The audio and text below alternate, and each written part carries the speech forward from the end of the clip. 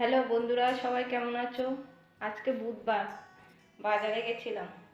বাজার থেকে ট্যাংরা মাছ এনেছি।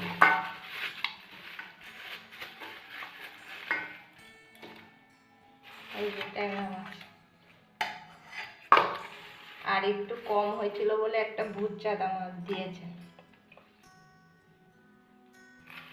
আজকে ট্যাংরা মাছ দিয়ে আলু দিয়ে করব, মাংসের মতন করে রান্না করব। আর এখানে এই যে বেগুন কেটে নিয়েছি, বেগুন দিয়ে শস্য দিয়ে বেগুন সুন্দরী করব। এই যে শস্য, আর বেগুনের জন্য পেঁয়াজ আর কাঁচা লঙ্কা চিড়ে মাছটা নুন হলুদ মেখে নিয়েছি। কড়াইয়ে তেল দিয়ে দিয়েছি, তেলটা গরম হয়ে গেছে, মাছটা ভেজে নেব।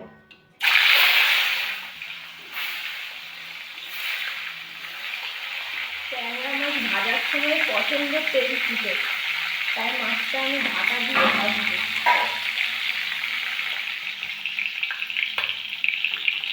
মাছটা ভাজা হয়ে গেছে।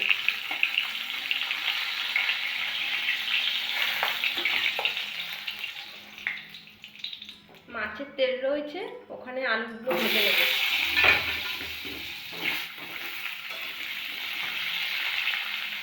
আলু দিতে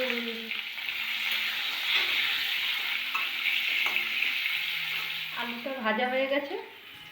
মিক্সারে এখানে পেঁয়াজ রসুন আদা পেস্ট করা দিয়ে দেবো। হলুদ, জিরের গুঁড়ো, ধনের গুঁড়ো, লঙ্কার গুঁড়ো আর লবণ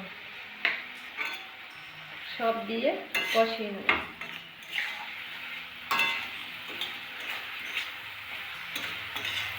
ট্যাংরা মাছের তরকারি তো একটু ঝাল দিতে হয়।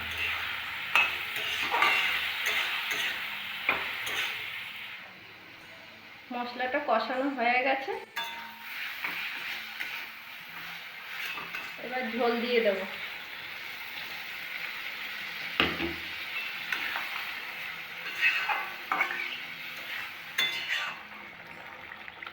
ঝোল দিয়ে দিয়েছি, 10 মিনিট ফুটুক, তারপর মাছটা দেব। আলুটা সিদ্ধ হয়ে গেছে, মাছটা দিয়ে দেব।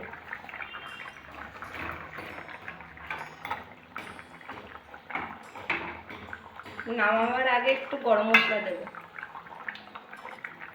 আর একটু ফুটিয়ে নেব 5 মিনিট। মাছের ঝোলটা হয়ে গেছে, গরম মশলা দিয়ে দিয়েছি। তোমরা এইভাবে রান্না করে খেয়ে দেখো, খুব টেস্টি হয়। এই মাছে কোনো কাঁটা নেই, একটা মাত্র কাঁটা। তোমরা পারলে আর একটু ঝোলটা কম দিয়ে রান্না করো, কারণ আমার ছেলে মেয়ে ঝোল ছাড়া খায় না, তার জন্য আমি একটু ঝোল রেখেছি। বেগুন সুন্দরীর জন্য বেগুনটা আগে নুন হলুদ দিয়ে ভেজে নেব।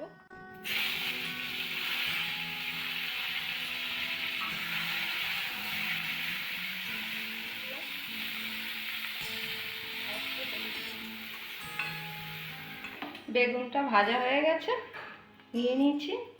বেগুনগুলো একদম কচি কচি, বেশি ভাজলে একদম নরম তুলতুলে হয়। তেলের মধ্যে আমি পেঁয়াজ কুচানোগুলো দিয়ে দেবো, পেঁয়াজ কাঁচা লঙ্কা কুচানো। এখানে সরষের পেস্ট করে রেখেছি, সরষের মধ্যে একটু জিরের গুঁড়ো আর একটু ধনের গুঁড়ো দিয়েছি, আর কাঁচা লঙ্কা পেস্ট করে দিয়েছি কটা। পেঁয়াজটা ভাজা হয়ে গেছে, সরষের পেস্টটা দিয়ে দেবো, আর একটু হলুদ দেবো। এটা সম্পূর্ণ কাঁচা লঙ্কা দিয়ে রান্না করব।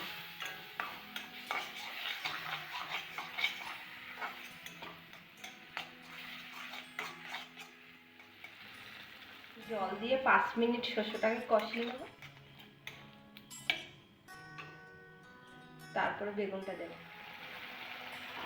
শস্যটা কষানো হয়ে গেছে, বেগুনটা দিয়ে দেবো। বেগুনটা দিয়ে একটু নেড়ে ছেড়ে 10 মিনিট ফুটিয়ে নামিয়ে নেব। বেগুনে নুন দিয়েছিলাম ভাজার সময়, তাই এখন আর দিইনি, পরে টেস্ট করে দেখে একটু ঝোল দিয়ে দেবো। এটাই আর বেশি ঝোল দেবো না, এটা তলায় তলায় ঝোল থাকবে। বেগুনের তরকারিটা আমার হয়ে গেছে, দেখো কি সুন্দর হয়েছে। এটা সরষের তেল দিয়ে করলে ভালো হয়, আমরা আবার সরষের তেল খাই না, রিফাইন তেল দিয়েই করেছি আমি। সবসময় তো বেগুন ভাজা ভালো লাগে না, এইভাবে একবার করে খেয়ে দেখো, ভালো লাগবে।